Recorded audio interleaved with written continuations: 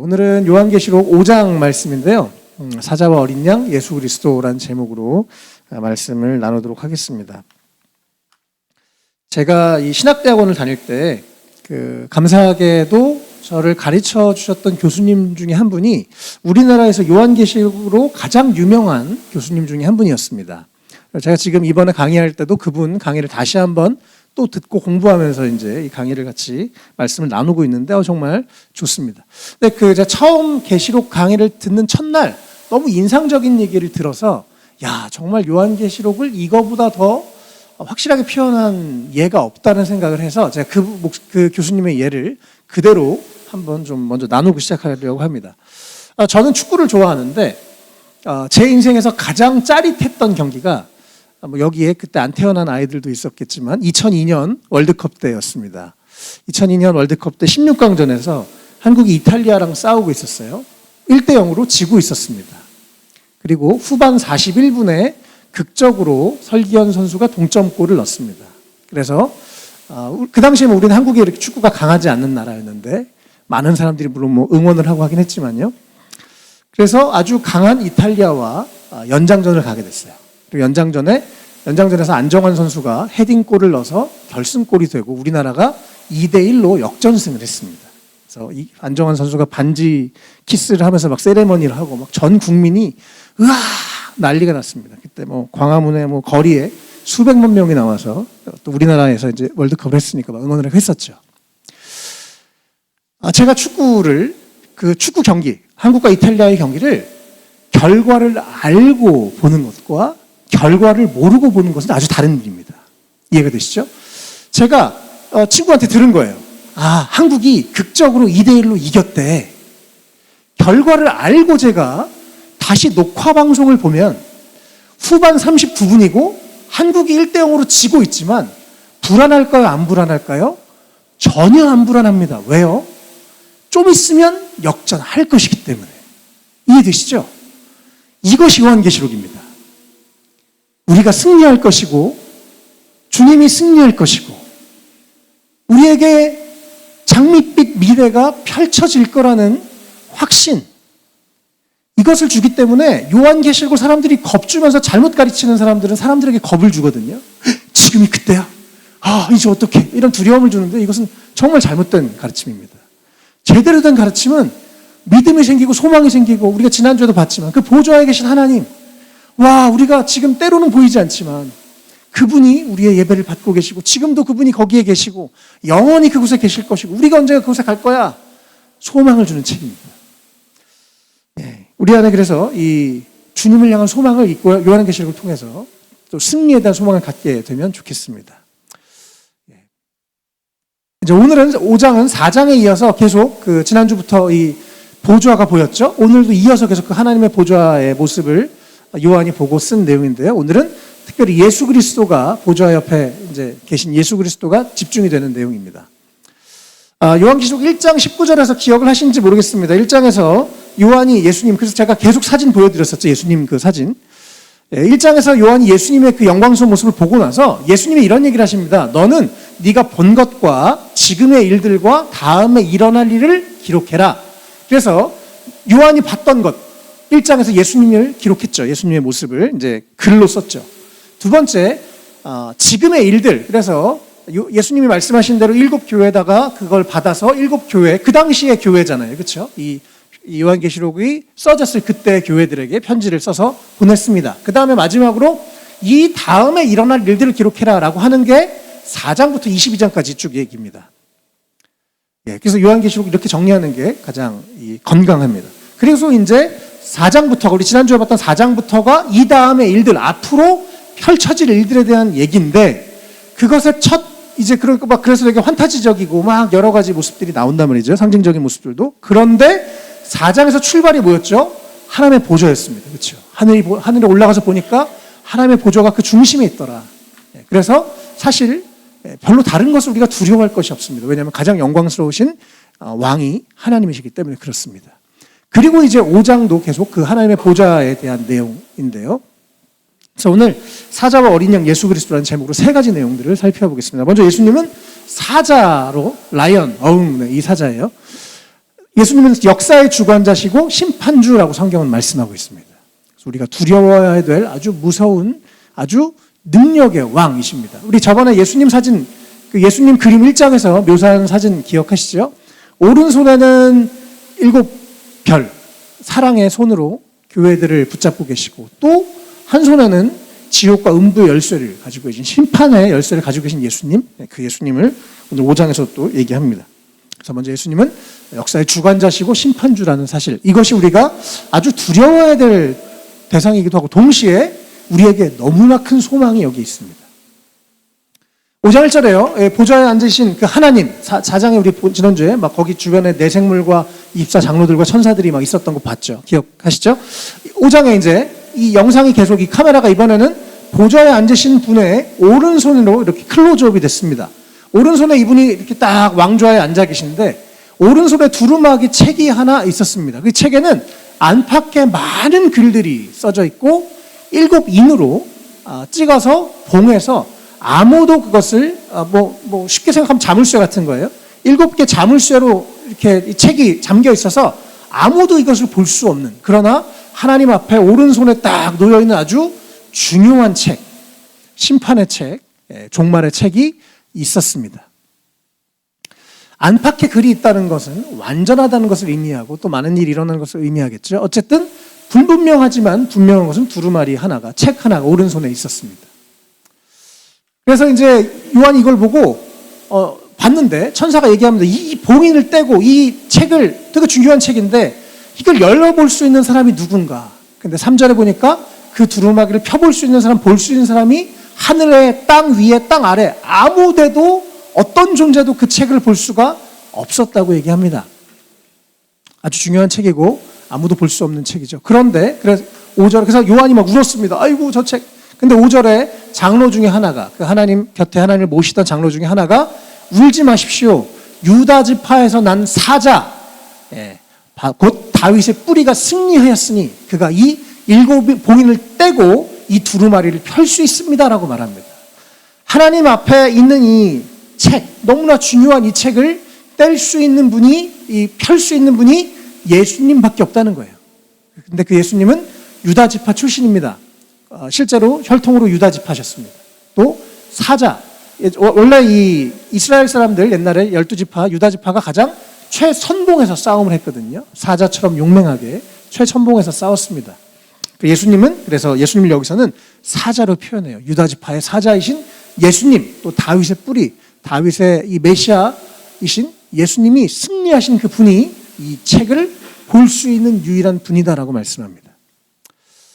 그래서 예수님이 구원 주시고 심판주라고 성경이 말하고 있는 거예요. 지금도 전쟁이 일어나고, 또 사실 2000년 인간의 역사에서는요, 계속 전쟁이 있었습니다. 전쟁이 없었던 때가 거의 없었다고 해요. 2000년 역사 동안. 전 세계 어디선가는 계속 전쟁이 있습니다. 왜냐하면 인간이 이기적이기 때문에 그렇습니다. 약육강식의 세상의 논리 때문에 그렇습니다. 전쟁 때마다 이게 3차 대전인가? 이런 걱정들을 많이 합니다. 세상 사람들이, 또 이 계시록을 잘못 이해하는 분들이요. 그러나 그것을 우리가 하나하나에 두려워할 필요가 없습니다. 2000년 역사 동안 이때가 3차 대전인가? 이때가 주님 오시나? 아직 안 오셨어요. 언제 오실지 아무도 모릅니다. 그리고 언제 오실지 모른다고 얘기했습니다. 그러나 분명한 것은 주님께서 그 역사의 심판의 마지막 그 문을 여는 그 책을 볼 수 있고 뗄 수 있는 분이 예수님이라고 얘기합니다. 그래서 예수님이 이것을 떼시면 이제 어떤 심판의 일들이 시작된다는 거예요.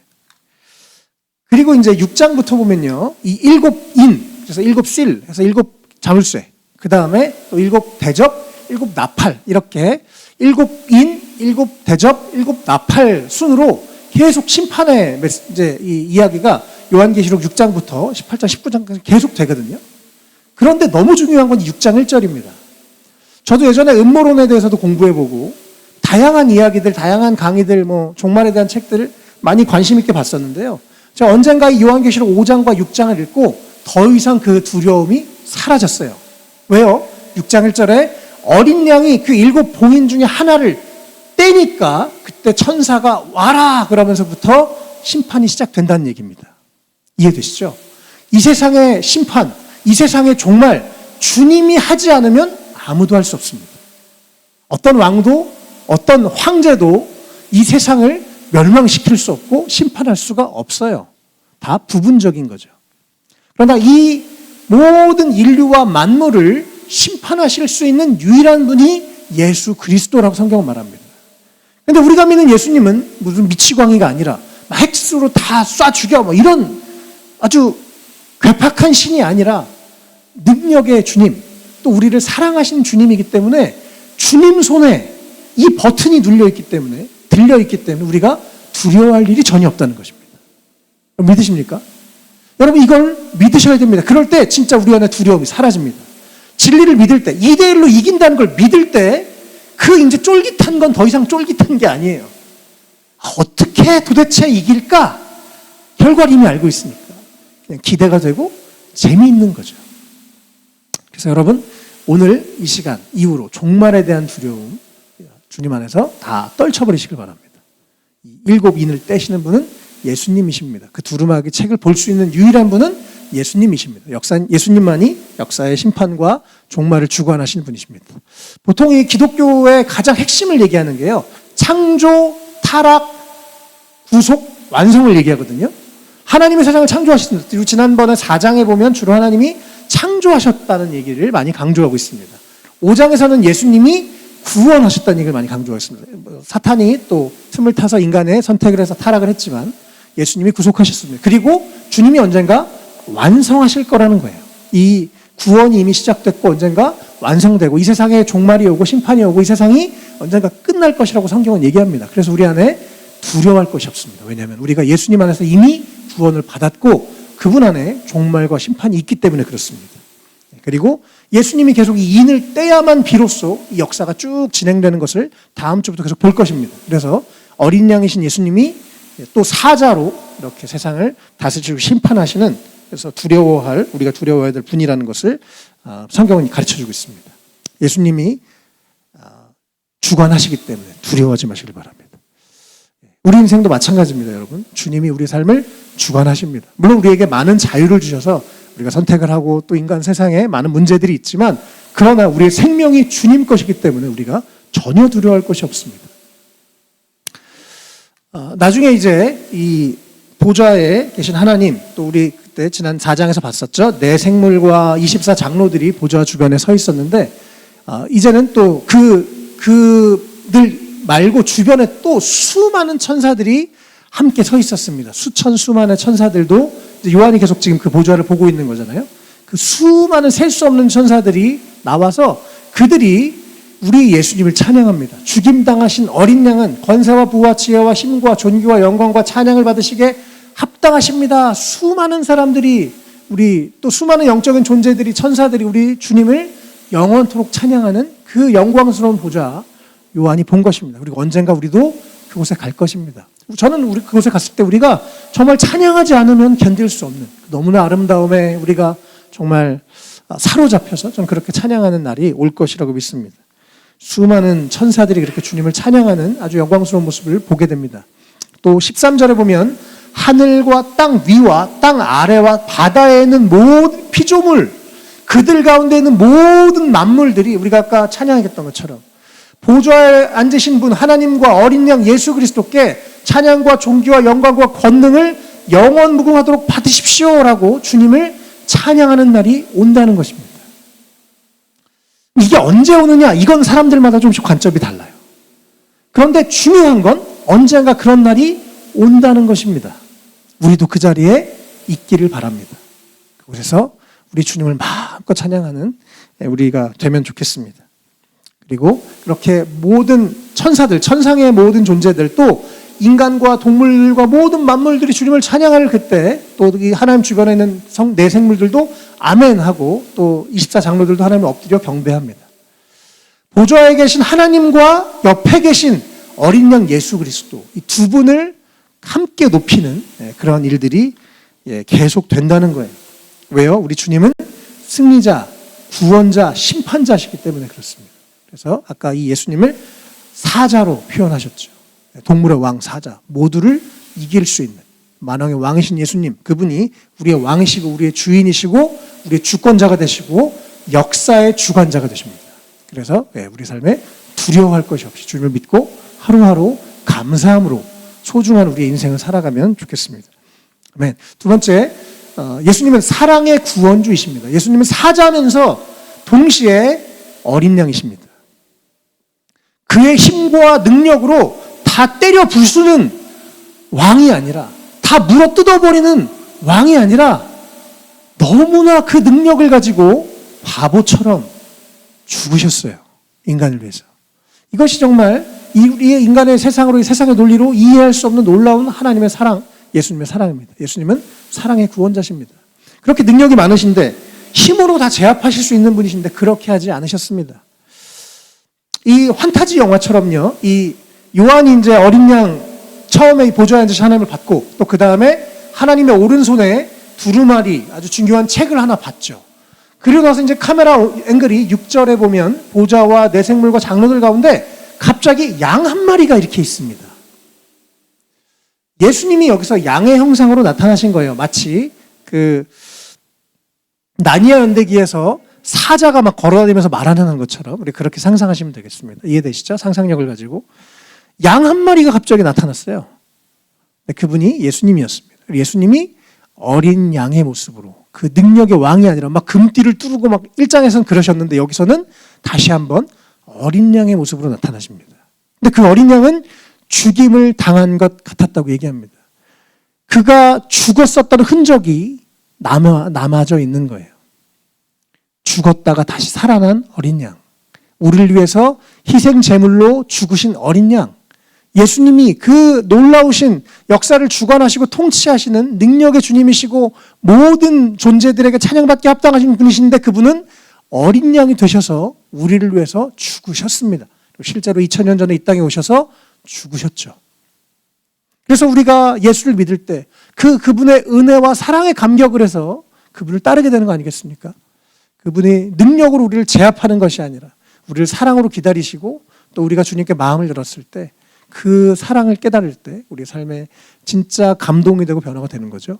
예수님은 그래서 어린 양으로 사랑의 구원주로 또 이 영광스러운 이 4장 5장에서도 그 어린 양이 앞으로 이 인을 떼고 이 종말과 심판의 일들이 시작되는데 그 예수님은 영광스러운 막 왕의 복장으로 막 장군의 복장으로 나오시는 게 아니라 어린 양의 모습으로 나오신다는 것 너무너무 인상적이고 이것이 기독교의 참 역설이면서 진리입니다.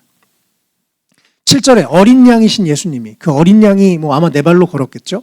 어린 양이 나와서 하나님 보좌 앞에 있는 그 오른손에서 그 두루마리를 받습니다. 그리고 아까 우리 6장에서 봤던 것처럼 이제 그 봉인을 떼면서부터 역사의 종말의 일들이 시작되는 것입니다. 안 어려우시죠, 하나도? 네. 예수님이 그렇게 우리를 너무나 사랑하시고 우리를 위해서 십자가에서 죽으신 사랑의 주님이십니다.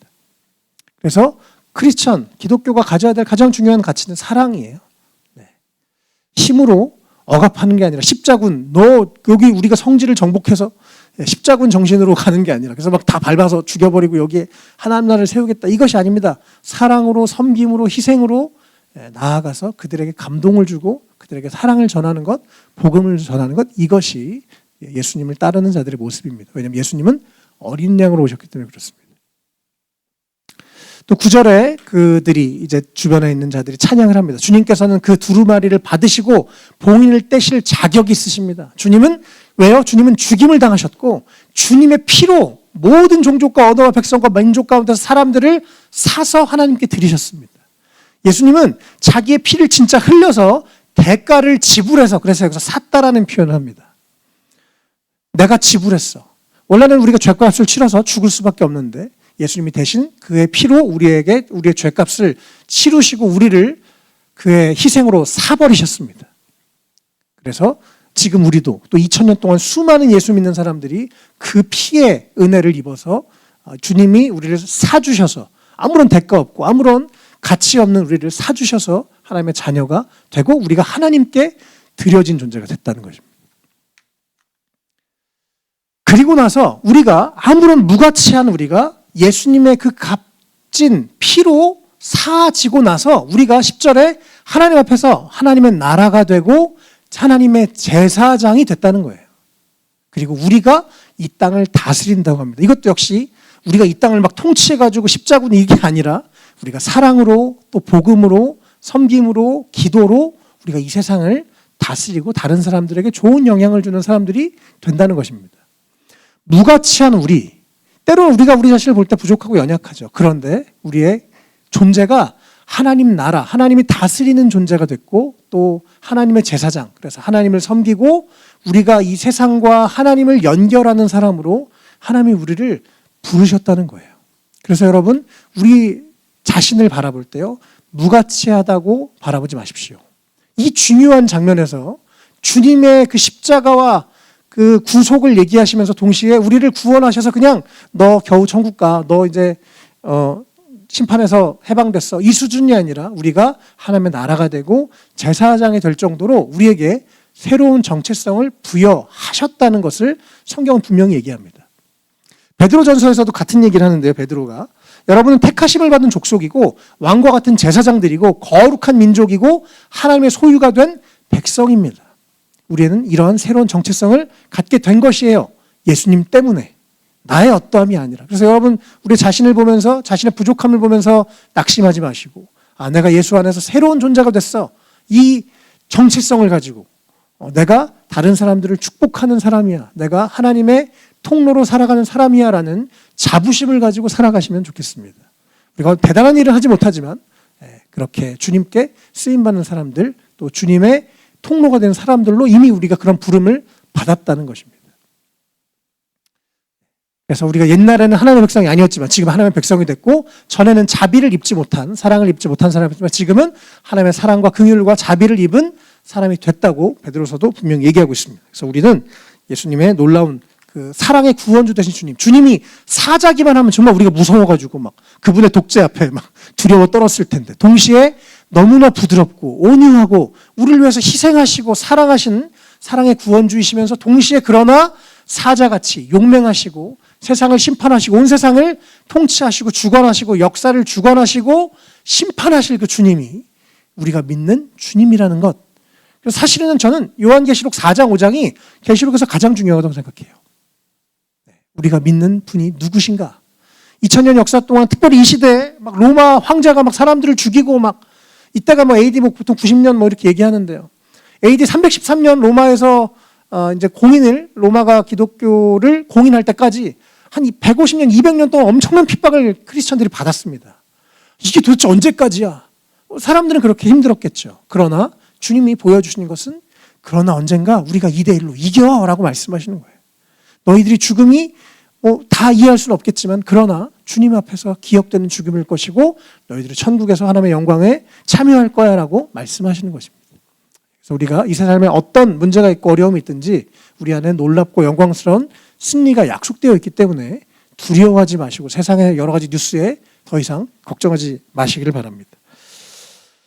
네. 그리고 이 두 가지, 지금 사자와 어린 양이신 예수님 얘기했는데요. 하나 더, 예수님이 우리와 함께 일하신다는 것이 오늘 또 말씀의 아주 중요한 내용이고 더 중요한 일입니다. 그 사자하면서 어린 양, 심판 주시면서 우리를 사랑하시는 주님이신데 주님이 혼자 그렇게 일하시지 않고 우리와 함께 일하십니다. 8절에 그 어린 양이 그 두루마리를 받아들였을 때 네 생물과 24장로가 각각 한 사람 한 사람 다 검은 고와 향이 가득한 금 대접을 가지고 어린 양 앞에 엎드립니다. 그래서 주님을 찬양하죠. 검은 고는 보통 찬양을 상징합니다. 향은 기도를 상징합니다. 찬양과 기도를 가지고. 근데 그것이 어디에 있대요? 금 대접에 있답니다. 그리고 뒤에 나오죠. 그 향은 성도들의 기도입니다. 우리의 찬양과 기도가 금 대접에 담겼다는 거예요. 그것은 무슨 의미냐면 하나님께서 우리의 찬양과 기도를 귀하게 여기신다는 것입니다. 별것도 아닌 우리가 찬양하고 기도하는데 주님은 그것을 귀하게 여기십니다. 그리고 우리의 찬양과 기도가 하늘에 올라갔을 때 주님이 그것을, 그 어떤 일들을 시작하신다는 거예요. 그래서 우리가 찬양하고 기도하는 것 너무너무 중요하고, 우리가 복음을 전하고 우리가 주님께 쓰임받는다는 사실 너무나 중요한 것입니다. 하나님이 혼자 다 일하시는 게 아니라 우리와 함께 일하기를 원하십니다. 어렸을 때 우리 아이들 중에 아이들이 4명이니까요. 꼭 갓난아기 뜰 때 이제 나이가 어느 정도 되면 아빠 이거 내가 할게, 아니면 아빠 같이 도와줄게, 이런 일이 꼭 있습니다. 아이들이 그때마다 별로 도움이 안 될 때도 많아요. 그런데 그것이 아빠로서 너무 기쁜 거예요. 이 아이와 함께 할 수 있다는 것, 함께 뭔가를 할 수 있다는 것. 하나님이 우리도 우리가 얼마나 도움이 되겠습니까, 하나님께. 그런데 하나님이 우리를 사용하시겠다는 거예요. 그래서 우리가 말씀을 읽고 기도하고 우리가 주님 앞에 복음을 전하는 것 너무너무 중요한 일입니다. 어저께 집에 서울까지 와서 일하다가 서울까지 와서 집에 들어가야 되는데 제 앞에서 바로 파주 가는 콜이 떴는데 이상하게 안 가고 싶은 거예요. 시간도 꽤 늦었고 내일이 주일인데 되게 비상식적이잖아요. 근데 자꾸 손이 안 가요. 가격도 괜찮은데 손이 안 가요. 그래서 손이 안 가서 안 잡았습니다. 그리고 주님, 제가 이거 왜 안 잡았을까요? 그러면서 이상하게 안 가고 싶은데 이런 마음이 들어서 왜 이러죠, 주님? 그러면서 이제 간식을 먹으면서 또 다른 콜을 기다렸습니다. 또 일산 가는 게 있던데 또 안 가고 싶은 거예요. 왜 이러지? 그리고 또 흘려보냈습니다. 그리고 마지막 세 번째 파주 가는 걸 잡았어요. 그래서 이제 저는 드디어 집에 가는구나 이러고 내가 지금 1시간 동안 뭐 했지? 이런 생각을 하면서 약간 혼란스러워서 갔는데 가다가 목사라 그러니까 또 이 형제가 너무너무 신기해하고 재미있어하면서 목사님, 제가요, 전 무신론자입니다. 그런데 제가 얼마 전에 단테의 신곡을 읽고 종교에 관심을 갖게 됐어요. 그래서 유튜브에서 목사 신부 스님이 모여서 막 그런 다큐멘터리도 보고, 그래서 요즘 종교에 너무 관심이 많은데 너무 잘 됐습니다. 그래서 계속 내릴 때까지 막 질문을 하면서 웰컴 처치 구독하겠습니다를 내렸어요. 오늘 예배 함께 하는지 모르겠는데 너무너무 감사하고 기쁜 거예요. 아무것도 아닌데 부족한 제가 그냥 왠지 안 가고 싶었는데 또 주님이 그래서 이 사람 만나게 하시려고, 또 이 청년 만나게 하시려고 이렇게 안 가게 하셨구나 싶었습니다. 하나님이 우리를 사용하신다는 것, 하나님 우리를 써주신다는 것 너무너무 영광스러운 일입니다. 우리가 기도할 때 또 저번에 우리 몇 주 전에 함께 기도 모임 때 기도하는데 기도하고 우리 그 다음날 막 연락이 오고 그래서 교회 오고 이런 일들을 보면서 우리가 기도하는 것, 우리가 찬양하는 것 얼마나 중요한지, 또 하나님이 우리를 통해서 일하기로 정하셨다는 것 참 감사한 일입니다. 우리도 더 그래서 말씀으로 또 기도로 전도로 여러 가지로 주님이 나를 통해 일하시는 것 여러분 경험해 보시길 바랍니다. 그럴 때 정말 놀라운 기쁨이 있습니다. 어쨌든 하나님, 예수님은 그 놀라우신 주님이 우리와 함께 일하기로 정하셨고 또 우리의 기도를 귀하게 여기십니다. 그래서 우리가 아까 우리 예배 시작할 때도 그랬는데요, 우리 주변의 영혼들을 위해서, 잃어버린 영혼들, 믿지 않은 영혼들을 위해서 기도하시길 바랍니다. 또 저도 어저께도 어떤 분이 또 전화가 오셔서 삶의 여러 가지 어려움을 얘기해서 제가 주님, 오늘 아까 이제 그분 어저께 통화한 분 생각하면서 기도했었는데 우리가 계속 끊임없이 우리 교회가 더 잃어버린 영혼들을 구원하고 또 주님께 쓰임받는, 그냥 우리도 또 하나의 교회지, 그냥 우리 잘 먹고 잘 살고 그것에서 우리가 만족하지 않았으면 좋겠습니다. 주님이 우리를 사용해 주시는데 우리가 기뻐하면서 세상에서 더 많은 영혼들을 구원하는 우리 교회가 되면 좋겠습니다.